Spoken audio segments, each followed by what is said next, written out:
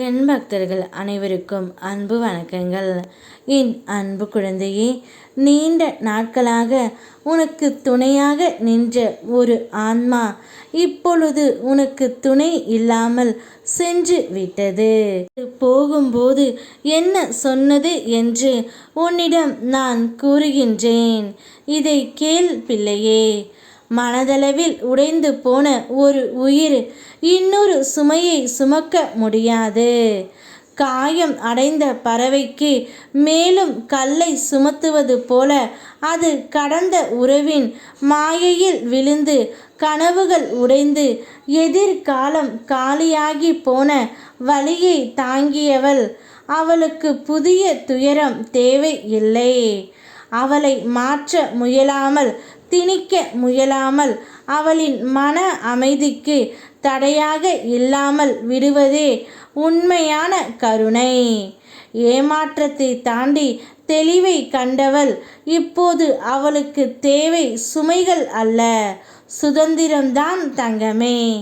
மனிதர்கள் மறந்து போனாலும் என் அருள் ஒருபோதும் மறைவதே இல்லை. யாராவது விட்டு சென்றாலும் என் கரம் முன்னை விடாது. நீ அனுபவித்த வலிகள் இனி மறுபடியும் வராதபடி என் பாதுகாப்பு உன்னை சுற்றி நிற்கும். உன் மனம் அமைதி பெறட்டும். உன் வாழ்க்கை ஒளியுடன் நிரம்பட்டும். நீண்ட காலமாக உனக்கு துணை நின்ற ஒரு ஆன்மா இப்பொழுது உன்னை விட்டு சென்றது. அது ஒரு கர்மாவின் காரணம்தான் தங்கமே. ஆனால் அந்த ஆன்மா நான் எங்கு சென்றாலும் எப்போது சென்றாலும் உனக்கு துணையாகத்தான் இருப்பேன். உன் மனம் எவ்வளவு கஷ்டத்தை அனுபவித்தாலும் என்னை நினைத்துக்கொள். உனக்காக நான் வருவேன். உன் மனம் எவ்வளவு வலிக்கின்றதோ அதை கண்டும் கேட்டும் நான் உன்னோடு இருக்கின்றேன். யாருக்காவது நீ முக்கியம் இல்லை என்று தோன்றினாலும் எனக்கு பிள்ளையான நீ எப்போதும் முக்கியமான பிள்ளைதான். மனிதர்கள் புரிந்து கொள்ளாவிட்டாலும் நான் எப்போதும் உன்னை புரிந்து கொள்வேன் என்று கூறி அந்த ஆன்மா சென்று விட்டது தங்கமே.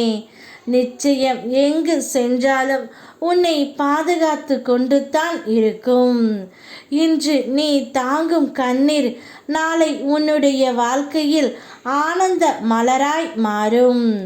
உனக்கு உரிய அன்பும் மதிப்பும் பாதுகாப்பும் நிச்சயம் இருக்கும். என்னுடைய அருளும் உனக்கு துணை நின்று செயல்படும். அதனால் நீ கலக்கம் இல்லாமல் நிம்மதியாக இரு பிள்ளையே. உனக்கு எப்பொழுதும் ஒரு வழிகாட்டியாகவே நான் இருப்பேன். யாம் இருக்க பயமேன். ஓம் முருகா.